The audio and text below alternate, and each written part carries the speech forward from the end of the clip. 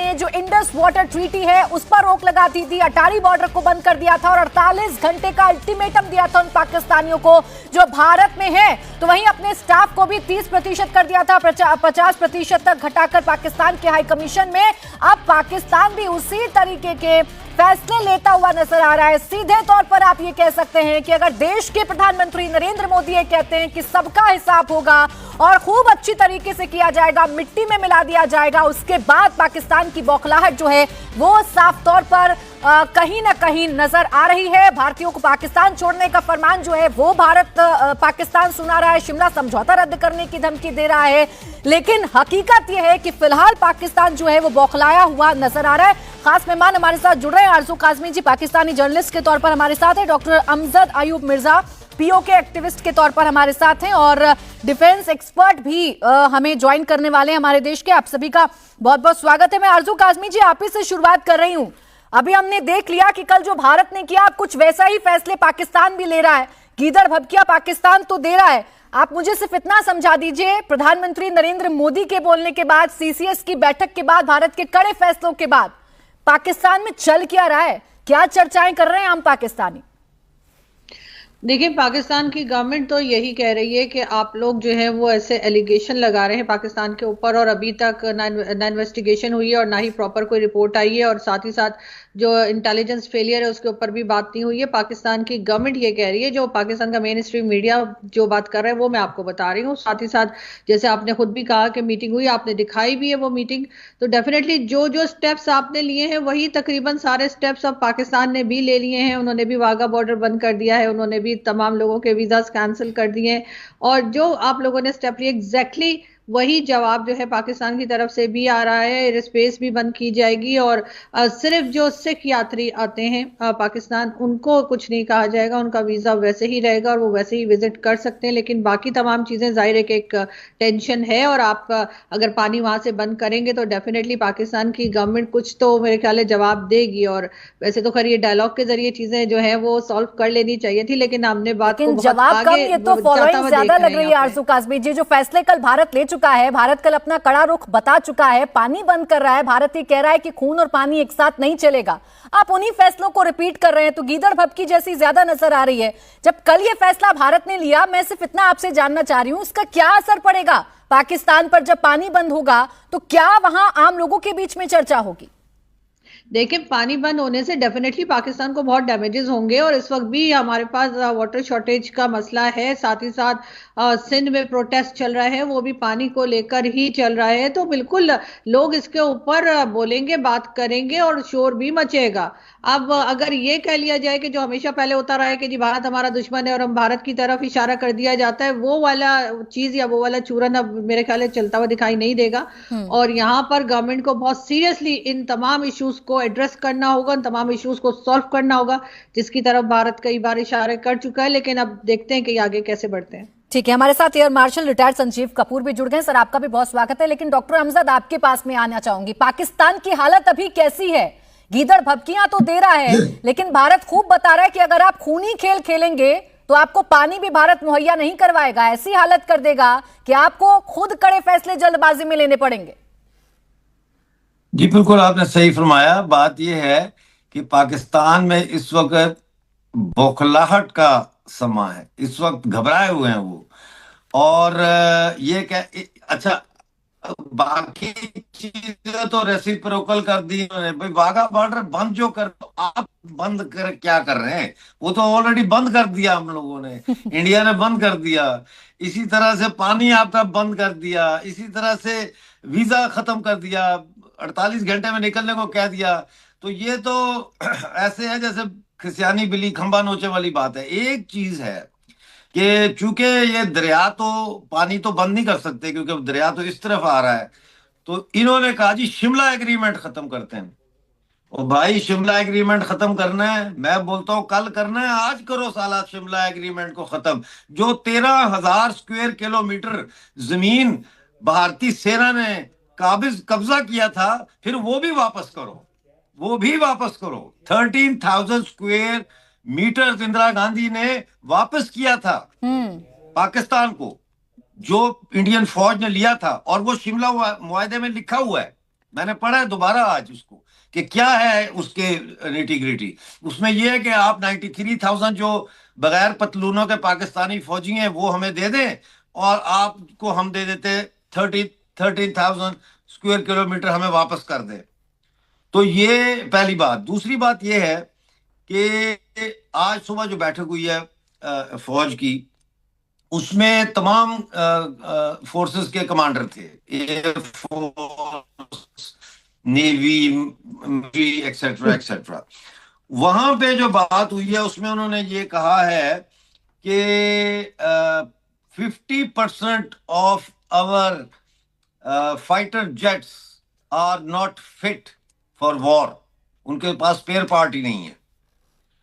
Tanks जो है उसमें सिर्फ इतना डीजल है कि वो सिर्फ थोड़ी बहुत एक्सरसाइज जो होती है इनकी उसके लिए, या उनको स्टार्ट करके थोड़ा सा चक्कर लगा के उनके इंजन को गर्म रखने के लिए। अच्छा डॉक्टर अमजद, आपने चूंकि बैठक का जिक्र कर दिया तो उस बैठक की तस्वीर भी बड़ी दिलचस्प आई आरजू। हमारे यहाँ सीसीएस की बैठक हुई तो प्रधानमंत्री नरेंद्र मोदी के साथ एनएसए बैठे थे, रक्षा मंत्री बैठे थे, विदेश मंत्री बैठे थे, तमाम ऑफिशियल्स बैठे थे।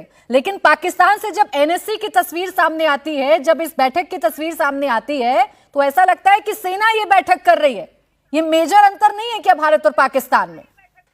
देखिए बिल्कुल है, और यहाँ पर तो आप जानते ही हैं कि ज्यादातर जो फैसले लिए जाते हैं, जो कंट्री चलाती है तो वो तो हमारी फोर्सेस ही चलाती हैं, और बाकी चाहे वो इमरान खान हो, चाहे नवाज शरीफ हो, या कोई भी हो, तो उनका इतना ज्यादा रोल नहीं होता। लेकिन डेफिनेटली अगर भारत ने जो स्टेप्स लिए हैं तो पाकिस्तान जवाब में उसी तरह के स्टेप्स लेगा ना। वो एकदम साइड पर तो नहीं हो सकता कि ठीक है आपने वाघा बॉर्डर बंद कर दिया, आप जो है वो वाटर ट्रीटी को कैंसिल कर रहे हैं, उस पर चुप्पी तो नहीं साधी जा सकती ना। उस पर पाकिस्तान डेफिनेटली जवाब तो देगा, और देना भी चाहिए। यहाँ पर जो लोग रहते हैं, 26 करोड़ की यहाँ पर आबादी है, पॉपुलेशन है, उसके अगर ये रखवाले बने हैं तो इनकी ये ड्यूटी है कि ये जो भी प्रॉब्लम चल रही है भारत के साथ उसको ये सॉल्व करें, और मेरे ख्याल है उसी तरफ ये जा रहे हैं। अब देखिए सॉल्व होने जैसा तो कुछ नजर नहीं आता, क्योंकि प्रधानमंत्री नरेंद्र मोदी ने कह दिया है कि अब हिसाब तो होगा, और ऐसा हिसाब होगा कि इससे पहले ऐसा हिसाब नहीं हुआ होगा तमाम जितने भी आतंकवादी जिन्होंने ये हिमाकत की है। अब संजीव कपूर सर, क्या पाकिस्तान इस हालत में है कि वो कोई भी फैसला लेकर भारत पे दबाव बनाने की कोशिश कर सकता है? वहां तो खुद खाने के लाले पड़े हैं, और ऐसे में पानी भी बंद कर रहा है भारत। तो अब जो नेचर है उसका, जो पानी का रुख है, वो इंडिया की साइड से, इंडिया के नॉर्थ ईस्ट से पाकिस्तान के साउथ वेस्ट की तरफ जा रहा है पानी। इट मीन्स ग्वादर की तरफ, सिंध की तरफ उस पानी का नेचुरल बहाव है। तो इन्होंने क्या किया है कि सारी जो ऊपर की 3 नदियां हैं उस पे डैम्स और कैनाल बना के पूरे पंजाब में इरिगेशन, और उसके लिए अब अगर भारत इस पानी का रुख मोड़ता है तो जो पंजाब सूबा है पाकिस्तान का, उसमें पानी की बेतहाशा कमी होगी। और जैसा कि हमारे अदर पैनलिस्ट कह रहे हैं, सिंध में वैसे ही पानी की कमी है। तो ये कहीं ना कहीं इनकी डे टू डे एक्टिविटी में बहुत ज्यादा असर करेगी। और ये आज तक जितनी भी जंगें हुई हैं, हर जंग के बाद ये निर्णय लिया गया था कि पानी बंद किया जाए, इंडस वाटर ट्रीटी को बर्खास्त किया जाए। यानी अभी डायलॉग के जरिए ही भारत के सामने खड़ा होने की कोशिश पाकिस्तान कर रहा है, लेकिन देश में कुछ है नहीं। डॉक्टर अहमद साहब, देश में कुछ है नहीं, अमजद साहब देश में कुछ है नहीं, लेकिन बताने की कोशिश बहुत कुछ की जा रही है। पानी हम बंद कर रहे हैं तो वो शहबाज शरीफ कह रहे हैं हमारे लिए वॉर जैसा है, जैसे अपने देश में बहुत कुछ है उनके पास। उनके पास तो चुल्लू भर पानी नहीं है जिसमें वो डूब के मर जाएं। जिस तरह का देश चला रहे हैं वो, और जिस तरह की भाषाएं इस्तेमाल हो रही हैं, मैं आपको थोड़ा सा आपकी तवज्जो जो है वो पाकिस्तानी ऑक्युपाइड जम्मू कश्मीर की तरफ दिलवाना चाहता हूं। अब जो हम बात मैं समझ रहा हूँ मिसिंग है इस वक्त हमारे सारे मीडिया में, वो ये है कि पाकिस्तानी ऑक्युपाइड जम्मू कश्मीर का जो प्राइम मिनिस्टर है चौधरी अनवारुल हक, उसने 2 महीने पहले मुजफ्फराबाद में तमाम जहादियों को इकट्ठा करके तो एक जलसा किया था, एक पब्लिक मीटिंग की थी, और उसमें उन्होंने कहा था कि हम जो है वो सरकारी सतह पे, यानी कि गवर्नमेंट की सतह पर, गवर्नमेंट लेवल पर हम जहाद को और जहादी ऑर्गेनाइजेशंस को फैसिलिटेट करेंगे। और उन्होंने कहा था कि हम ये कश्मीर का जो जहाद है इसको दोबारा से रिवाइव करेंगे। और उसके बाद पूरे पीओजेके में अचानक जहादी जो है वो बंदूकें यहाँ लगा के कंधों पे, तो वो फिरते हुए नजर आ रहे थे मुजफ्फराबाद, कोटली, बेंबर वगैरह में और मीरपुर में। तो एक तो ये है कि ये वॉर क्राइम है और ये peace and tranquility of the region को डिस्टर्ब करने के लिए ये एक उसने एफर्ट की है, इसको ये वॉर क्राइम में आता है। और इसी तरह से वो मुसलसल फैसिलिटेट कर रहे हैं जहाद को वहां पे।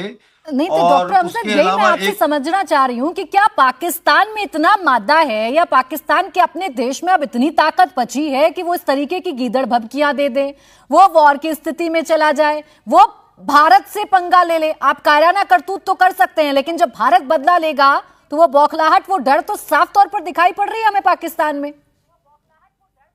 जी बिल्कुल सही कह रही हैं आप। आरजू काजमी जी कहती हैं कि डायलॉग होना चाहिए, डायलॉग के जरिए इसको हल करें।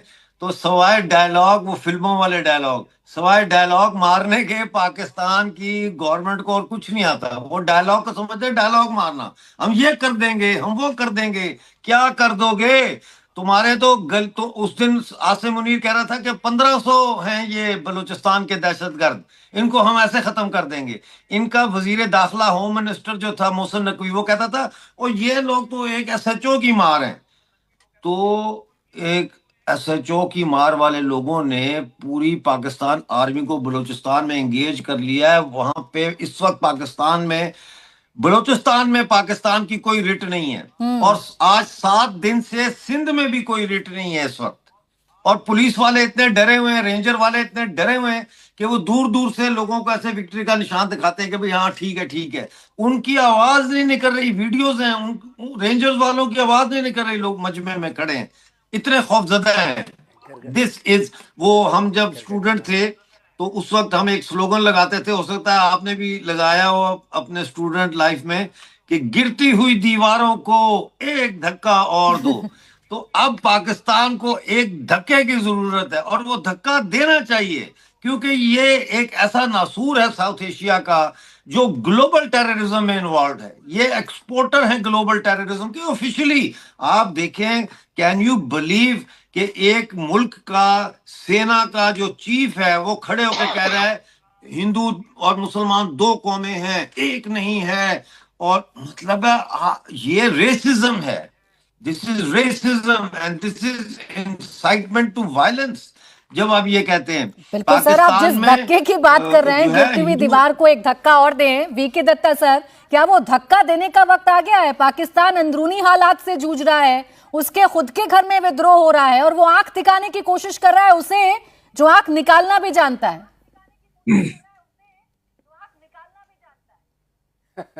देखिए प्राची, ऐसा है, पाकिस्तान की जो हालत हो रखी है आज के दिन में, पाकिस्तान की फौज को ये समझ नहीं आ रहा कि वो नॉर्थ में जाए, ईस्ट में जाए, कि अभी वेस्ट में जाए। अभी बलूचिस्तान, बलूच लिबरेशन आर्मी लगातार इनके ऊपर हमले करते चली आ रही थी। खैबर पख्तूनख्वा में टीटीपी वाले इनको लगातार मार रहे हैं। वहाँ पे सिंध के अंदर अनरेस्ट चालू हो चुका है। पीओके में वहाँ भी अनरेस्ट है, लोग वहाँ पे दुखी हैं, खाने पीने को नहीं है, तरक्की नहीं है, खुशहाली नहीं है, बिजली के दाम इतने बढ़ गए हैं, खाने पीने को नहीं है। पाकिस्तान कटोरा लेके दुनिया में घूम रहा है। और उसके बाद में बहुत सारी हमारी पहले भी चर्चा होती थी इनके साथ कि अभी आप देखिए, आप अपना बलूचिस्तान संभाले, आप अपना खैबर पख्तूनख्वा संभाले, और जो पाकिस्तानी फ़ौज है उसको अपनी बैरक में ले जाएं। आप पाकिस्तान की आवाम को इनको बताना चाहिए कि पाकिस्तान के मैनेजमेंट के अंदर पाकिस्तानी फौज का कोई हस्तक्षेप नहीं होना चाहिए। पाकिस्तान की फौज जो है कठपुतली सरकार बना के पीछे से हुकूमत में है। इतने सालों से ये लगातार वही करते चले आ रहे हैं। कोई भी इनका प्रधानमंत्री पूरी अपनी टर्म पूरी नहीं कर सकता है।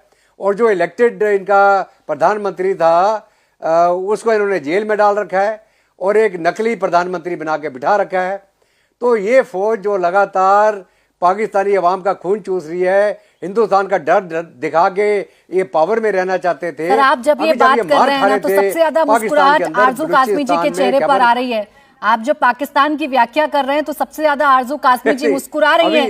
इस मुस्कुराहट के पीछे की वजह क्या है आरजू जी? पाकिस्तान की सच्चाई सबके सामने आ रही है, धीरे धीरे ही सही, लेकिन उसका असली चेहरा सबके सामने आ रहा है। देखिए, जो सर कह रहे हैं कि जो इलेक्टेड प्राइम मिनिस्टर था उसके बजाय कोई और बिठाया गया, तो मुझे एक प्राइम मिनिस्टर बता दें जिसको वोट पड़े हो और वो प्राइम मिनिस्टर बन गया हो। हमारे यहाँ तो हमेशा यही होता है कि मैंडेट किसी और का होता है और प्राइम मिनिस्टर कोई और बनता है। मैंने तो कम से कम यही देखा है, अभी तक एक सिंगल प्राइम मिनिस्टर मैंने ऐसा नहीं देखा जो वोट लेकर आया हो। हमेशा से ये एस्टेब्लिशमेंट के कंधे पर ही आते हैं, फौज के कंधे से ही जाते हैं और आते भी ऐसे ही हैं। जहां तक आप लोग गिरती हुई दीवार की बात कर रहे हैं, तो मैं डॉक्टर मिर्जा से जरूर कहूंगी आप साइड पे हो जाइए, इसलिए कि कभी कभी वो दीवार जो आप गिरा रहे होते हैं वो अपने ऊपर गिर जाती है। तो ये बस समझे कि पाकिस्तान जवाब नहीं देगा। डेफिनेटली पाकिस्तान का राइट है और 26 करोड़ की आबादी है, उसको जो है वो समझाने के लिए इन्हें कोई ना कोई बात तो करनी पड़ेगी।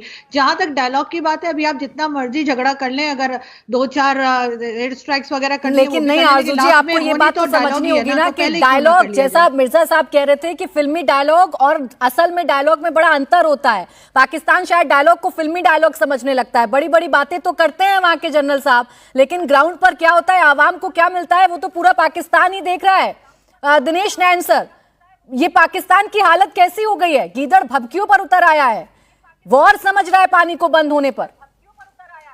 प्राची, ये आरजू भी अच्छी तरह से जानती है कि बातें तो पाकिस्तान के इंटरनल मैटर्स पे भी रोज ही होती हैं, रोज ही इनकी मीटिंग्स चलती रहती हैं। लेकिन आज ही जब से भारत ने कुछ चीज की घोषणाएं की है, आज 3% का इन्फ्लेशन यानी महंगाई खाद्य पदार्थों की पाकिस्तान में बढ़ गई है आज।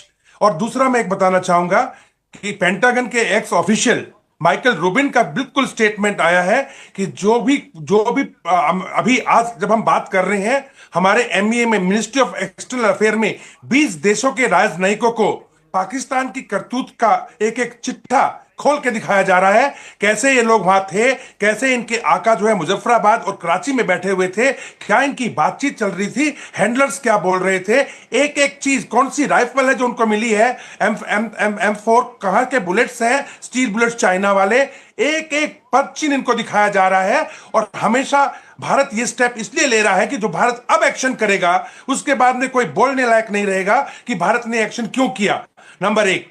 दूसरा, देखिए, मैं ये भी कहना चाहूंगा आपको कि पाकिस्तान की जो सेना है वो बेसिकली एक रेडिकलाइज सेना हो चुकी है। जिस प्रकार से आसिफ मुनीर ने 10 दिन पहले कहा था कि पाकिस्तान के ये रेगुलर नस है, हम तो क्या बोले, उन्हीं माइकल रूबिन ने बोला है भारत को ये नस हमेशा के लिए काट देनी चाहिए, कट इट ऑफ, काट दो इस नस को हमेशा के लिए, ताकि पाकिस्तान ये बोले ही ना कि ये नस है, ये नस है ही नहीं, ये हिंदुस्तान का हिस्सा है। और तीसरा, जिस प्रकार से खलबली प्राची इनकी सेना में लगी हुई है, कराची से लेकर के लाहौर से लेकर रावलपिंडी तक C-130, RAF 177, RAF 171, इनके 20 के करीब जो J-17 एयरक्राफ्ट है उनको भगा रहे हैं। स्कार्डू के अंदर, गिलगिट के अंदर ये लोग वहां पे अपने हवाई जहाज कर रहे हैं।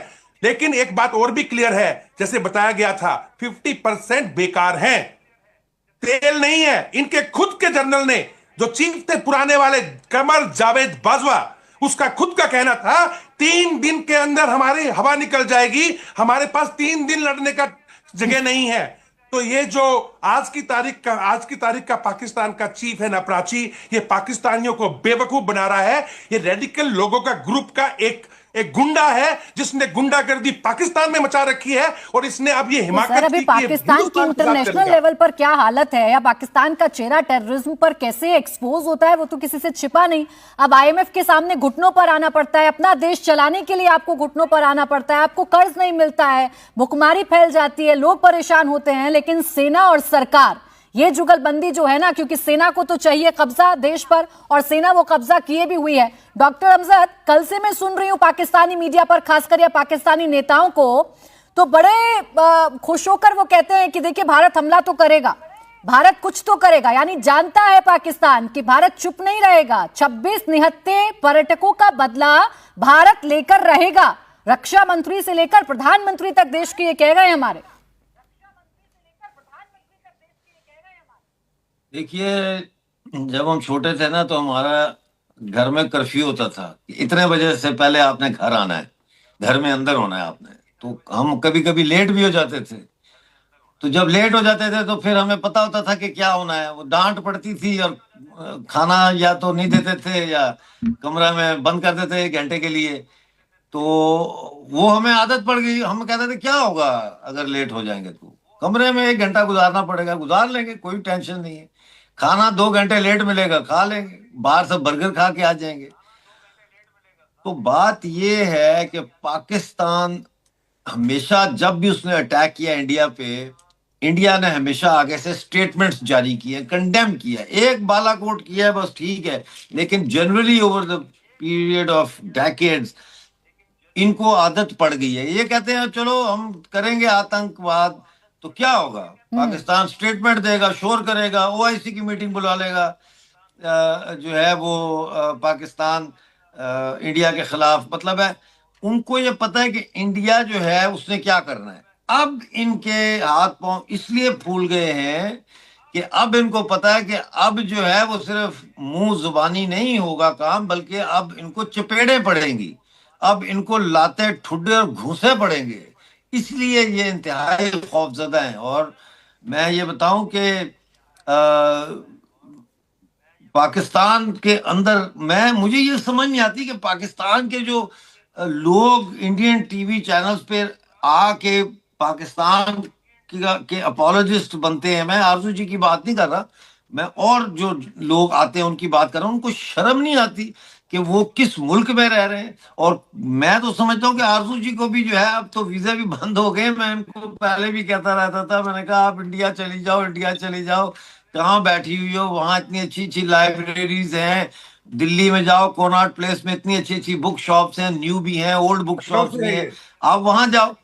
तो Pakistan is a dead country, और जब एक जिस्म मर जाता है, एक शरीर मर जाता है, उसका अंतिम संस्कार अगर ना किया जाए या उसको जलाया जाए या जमीन में डाला जाए, दफन किया जाए, तो फिर उसमें से बदबू आती है, उसमें कीड़े पड़ जाते हैं। ये जहादी, ये मदरसे, ये कीड़े हैं पाकिस्तान के उस बदन में जो मर चुका है बदन। 1971 में ये बदन मर गया था, पाकिस्तान खत्म हो गया था। अब आप इसको अगर नॉर्थ इंडिया को पाकिस्तान जितना मर्जी कहते रहे, ये पाकिस्तान नहीं था, पाकिस्तान बंगाल था, मशरकी पाकिस्तान असल पाकिस्तान था, जो आबादी के लिहाज से भी बड़ा था और जीडीपी के लिहाज से भी वेस्ट पाकिस्तान से ज्यादा पैसे कमाता था। वो चला गया, खत्म हो गया। अब इस शरीर को, इसको खत्म करना, इसको या जलाओ या दफनाओ। अब देखिए वो वक्त तो आ गया है, कड़े कदम तो भारत उठा रहा है। वो ट्रीटी, इंडस वाटर ट्रीटी, जिसे कभी भारत ने कैंसिल नहीं किया, जिस पर कभी भारत ने आंच नहीं आने दी, इतने बड़े बड़े युद्ध हो गए, बड़े बड़े हमले हो गए, लेकिन इस बार भारत ने कह दिया बस, अगर आप खून बहाएंगे तो आपको पानी नहीं मिलेगा, ये भारत ने साफ कर दिया है। अब आरजू काजमी जी, तैयार हैं, जिन लोगों के नाम सामने आ रहे हैं, हम लोग भी तैयार बैठे। बिल्कुल सर, जिन लोगों के नाम सामने आ रहे हैं और लगातार पाकिस्तान पल्ला झाड़ता है कि उसके घर में आतंकवाद है या नहीं, सैफुल्लाह रहमानी, उसकी बहुत सारी तस्वीरें कहेंगी तो मैं दिखवा दूंगी, उसके बहुत सारे बयान कहेंगी तो मैं सुनवा दूंगी। क्या ऐसे लोगों को पाकिस्तान में छिपाकर रखना और बार बार डिनाइल मोड में रखना यही बर्बादी का कारण बन रहा है? देखिए इस वक्त तो सबसे पहले तो मैं ये बता दूं आपको कि जो वाइस प्राइम मिनिस्टर हैं यानी इसहाक डार साहब, उनका यही कहना है कि जो हमेशा ही पाकिस्तान कहता है कि जी आप सबूत दीजिए, पाकिस्तान उस पर कार्रवाई करेगा। बिल्कुल, और जो आपने सवाल किया, ऐसे लोगों को पनाह देना या ऐसे लोगों का साथ देना बिल्कुल पाकिस्तान को नहीं चाहिए, चाहे वो हाफिज सईद हो, चाहे मसूद अजहर और दूसरे जितने यहाँ पर रहते हैं, उनको डेफिनेटली पाकिस्तान को सपोर्ट नहीं करना चाहिए। लेकिन बात सारी फिर वही आ जाती है कि एक बड़ी खबर इस वक्त आपको बता देते हैं, पाकिस्तानी रेंजर्स ने बीएसएफ जवान को पकड़ा, गलती से बॉर्डर क्रॉस कर गया था बीएसएफ जवान। ये बड़ी खबर, पाकिस्तान रेंजर्स के साथ बीएसएफ की फ्लैग मीटिंग चल रही है, बीएसएफ जवान को वापस लाने की कोशिश की जा रही है। तो किस कदर टेंशन बढ़ चुकी है बॉर्डर, उस पर अंदाजा लगाया जा सकता है। पाकिस्तानी रेंजर्स ने बीएसएफ जवान को पकड़ लिया है, वो गलती से बॉर्डर क्रॉस कर गया था बीएसएफ जवान। फिलहाल जो है वो फ्लैग मीटिंग चल रही है पाकिस्तानी रेंजर्स के साथ और बीएसएफ के जवान को वापस लाने की कोशिशें चल रही हैं। एक तरफ भारत पूरी तैयारी कर रहा है कि जैसे तैसे हिंदुस्तान जो है वो पाकिस्तान का मुकाबला करे, वो पाकिस्तान को से बदला ले, आतंकी हमले का बदला ले और नेस्ता नाबूद किया जाए उन आतंकियों को जो पाकिस्तान में बैठे हुए हैं। तो दूसरी तरफ अब बॉर्डर्स पर जो टेंशन है वो लगातार बढ़ रही है, आतंकियों का खात्मा भारत कर रहा है। तो पाकिस्तानी रेंजर्स ने बीएसएफ के एक जवान को पकड़ा है, गलती से बॉर्डर क्रॉस कर गया था बीएसएफ का जवान। फ्लैग मीटिंग चल रही है।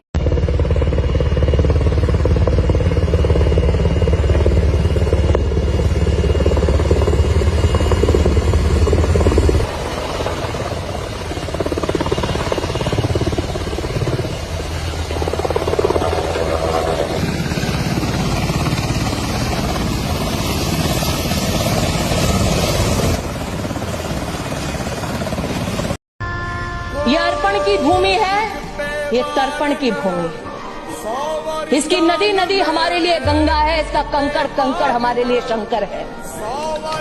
हम जिएंगे तो इस भारत के लिए और मरेंगे तो इस भारत के लिए।